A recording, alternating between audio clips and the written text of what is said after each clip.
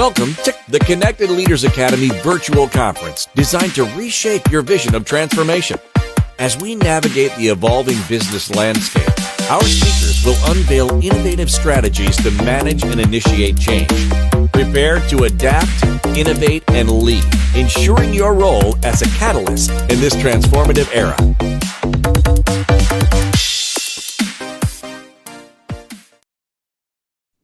Hello. There may be nothing wrong with you. Imagine that. There may be nothing wrong with you.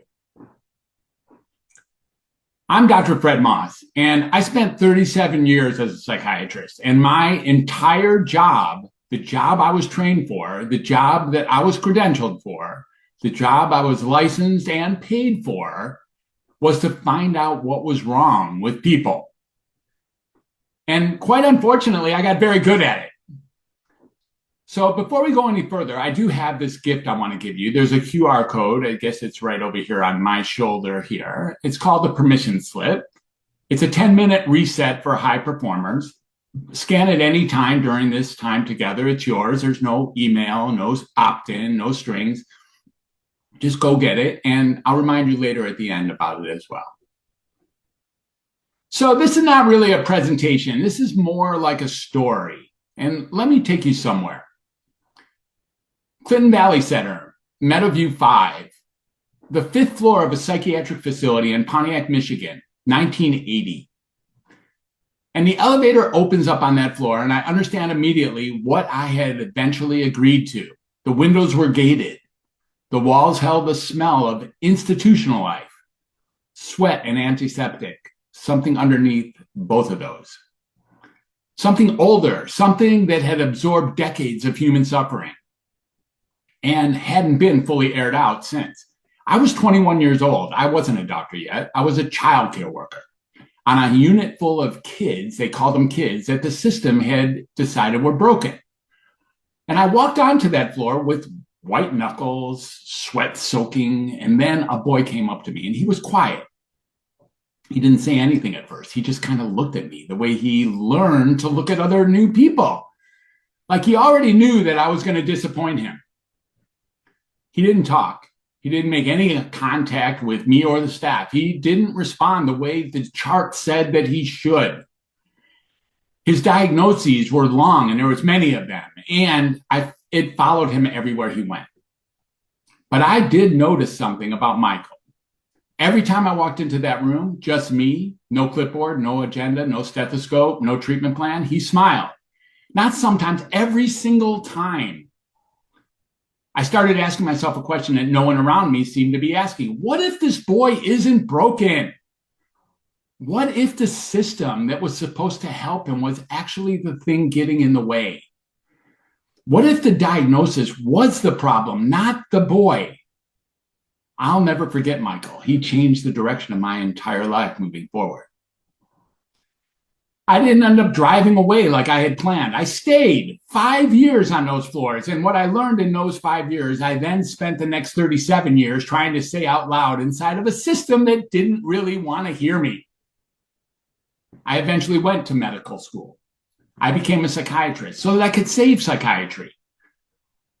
And for the 37 years, I sat across from more than, 30,000 people. I prescribed meds. I assigned diagnoses.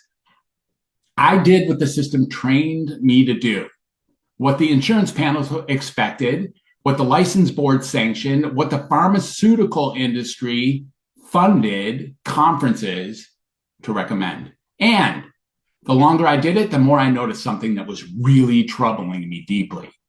People would come in carrying pain, like real pain, the loneliness and grief and the unresolved trauma, the life that wasn't being lived. And they would leave carrying something else called a label, a diagnosis, depression, bipolar, borderline, ADHD, names that were meant to explain the suffering.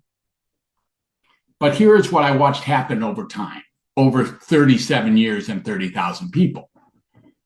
The names that were supposed to explain the suffering became the suffering. I started calling this diagnostic adoption. That is the moment a person stops carrying a diagnosis and starts becoming one. Let me show you how this works. A psychiatrist tells a patient, "You're an elephant." Okay, the patient leaves after agreeing with that. They leave the office and start looking for circuses and chains because that's what elephants do. They stop eating what they used to eat. They start moving the way elephants move. They find other elephants to stand next to. They organize their entire understanding of themselves around being an elephant. And nobody ever goes back and asks the very important question, were you ever actually an elephant? Or did someone just tell you that and then you agreed?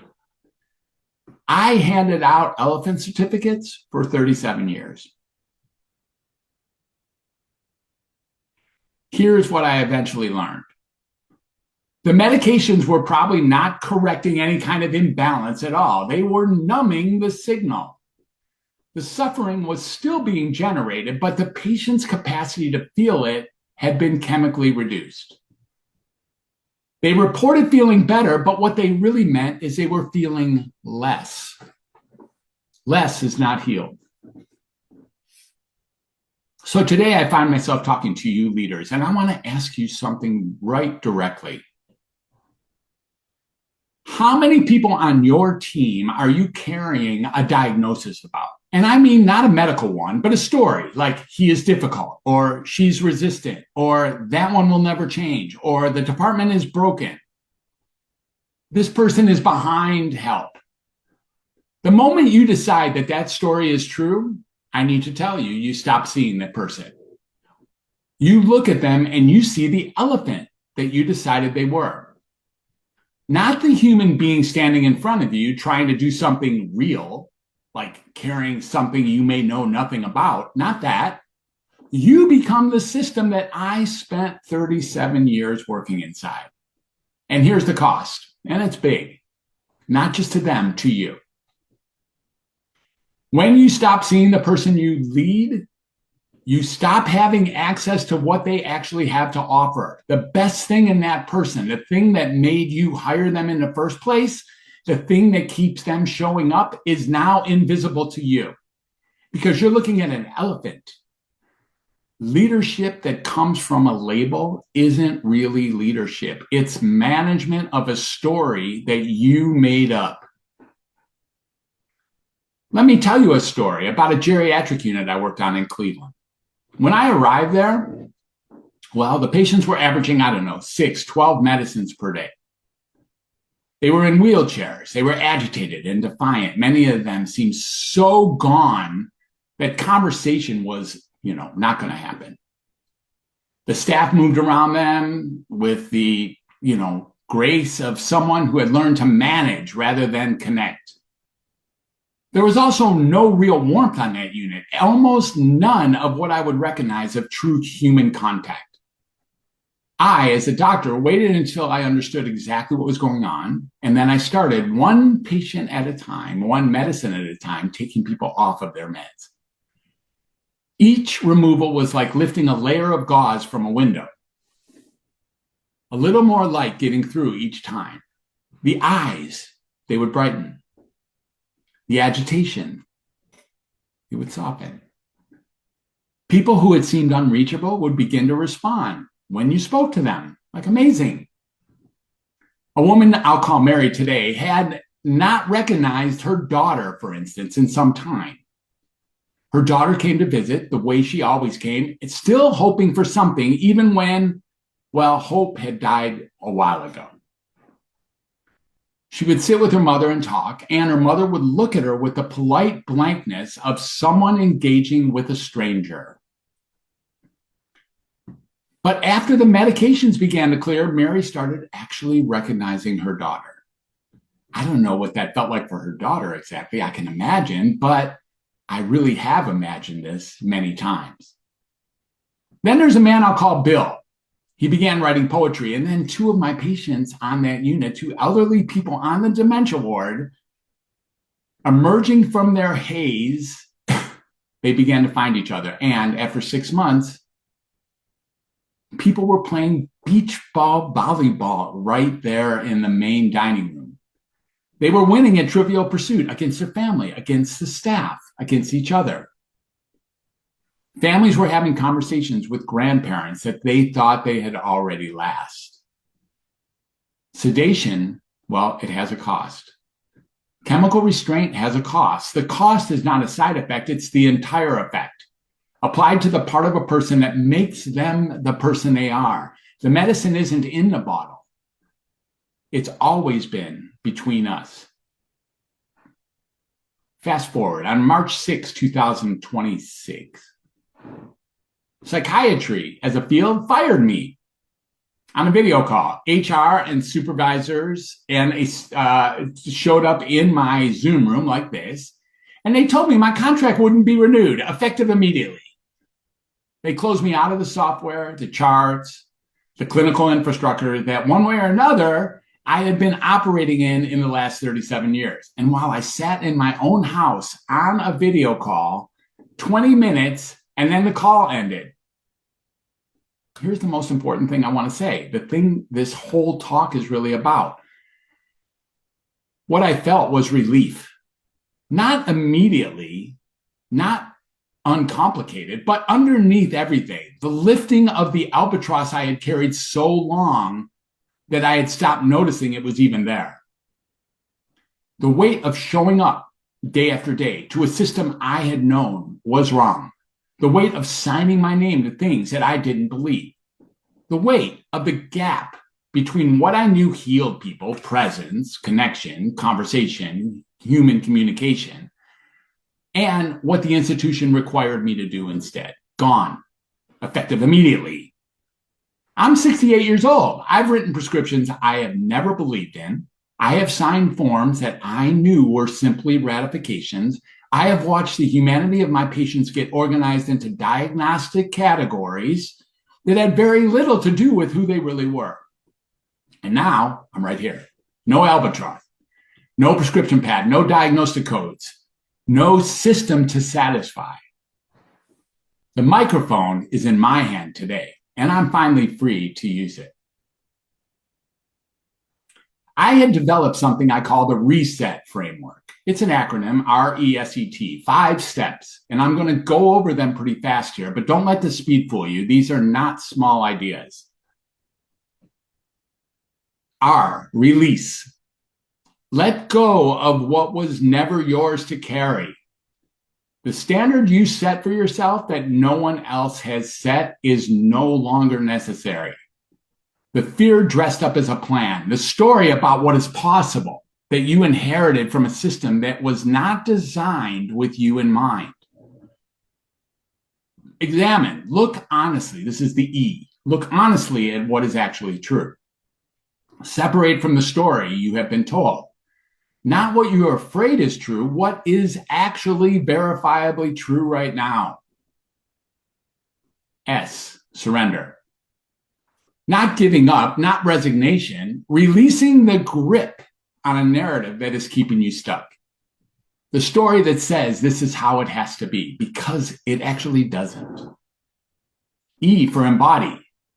Start living from what you actually know, not what you've been told to believe.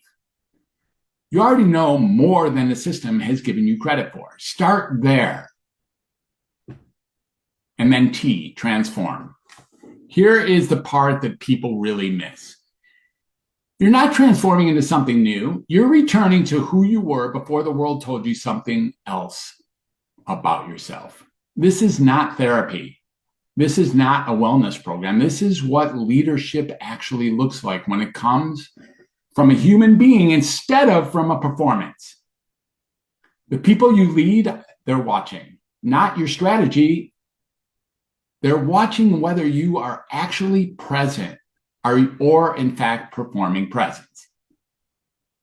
They know the difference. They've always known the difference.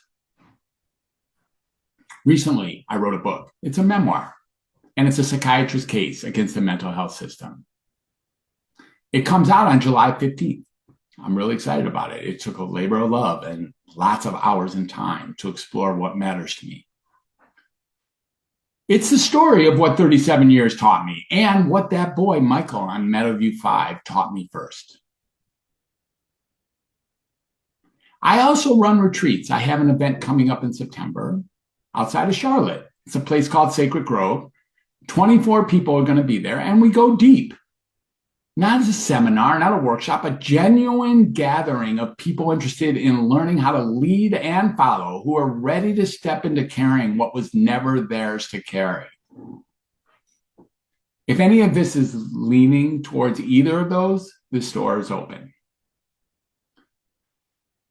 Now, with respect to the gift, there is this QR code on the page, and you can also find it at fredmossmd.com/permission-slip. And what it is a 10-minute reset for high performers. 5 steps, 2 minutes each. I designed it for people like us, people who have been performing at a high level for a long time and have gotten very good at pushing through. People who are really good at showing up for everyone else and have forgotten what it feels like to show up really for themselves. 10 minutes, no technology, no diagnoses, just you coming back to yourself. So shine the camera on the QR code or fredmossmd.com/permission-slip. No email is required, no opt-ins. Just go ahead and feel free to get it.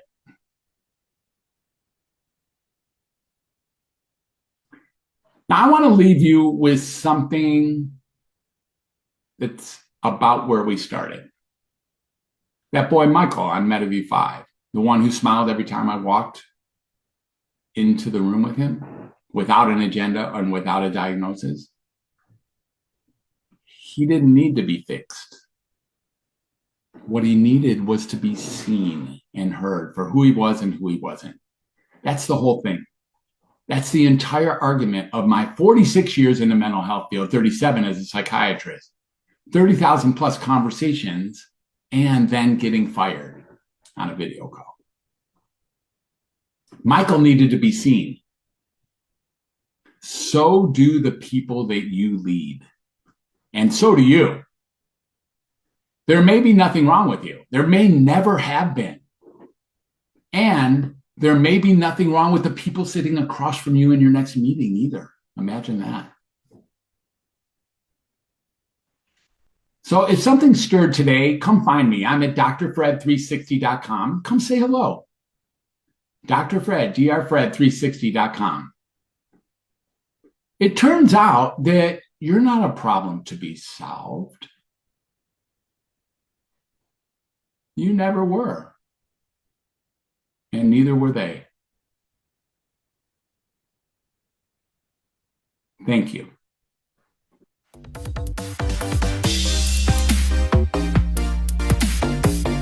Thank you for participating in today's enlightening session. As we transition to our next expert, remember that each strategy and insight is a step toward becoming a transformative leader in your field. Visit connectedleadersacademy.com to stay engaged and informed.